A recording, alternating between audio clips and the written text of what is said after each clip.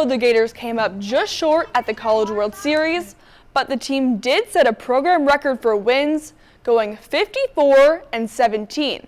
I was able to watch the action firsthand, but two of the most interesting people in Omaha were a father-son duo who are excited to chomp for the Gators in or out of the swamp. There's so much history, so many great players that played here. I met Jeff Cardozo and Mick Hubert. I mean, it's been going on since 1950.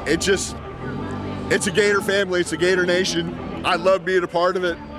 Tyler and Tony are definitely a Gator family.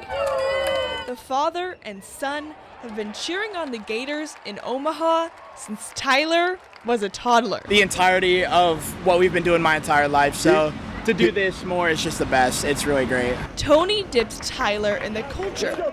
He rode the team bus and mingled with the Gators. He's carrying a ball bag for a player, or the players bringing him in during their post-practice huddle, telling him to say Gator swag, and he's in the middle of all these college kids, and he's 8, 9, 10, and he's just digging it, and being able to sit with Coach Sully on the bus, heading to practice, and being at the hotel, and they would come off the bus, and he'd be the first one there, and Sully would give him a high five and a hug. Tyler's time with the players fostered his desire to become a sports journalist.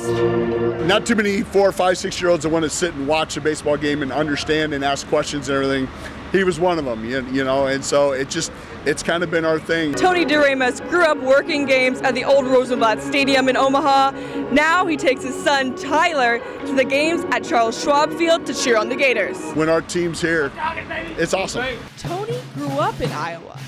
One game made him a Gator fan. They played Iowa in the Gator Bowl. Antagonistic guy I was as a kid. They beat Iowa, and I'm just like, haha, they beat Iowa. I became a Gator. Probably after that was probably 91 with Steve Spurrier. The growth of ESPN and coverage and being able to catch all Gator sports, and then now it's just, I wouldn't say an obsession, but it's pretty darn close. Regardless of the result. We walked out of the stadium in tears, after a loss, and he'd hug the players and say, we'll see you next year. And Tyler and Tony will be back next year, catching another play and capturing another memory for their record books. That's our look at sports, but don't forget there's a big soccer match tonight when the U.S. women play the Netherlands in the World Cup. Back to you, Morgan.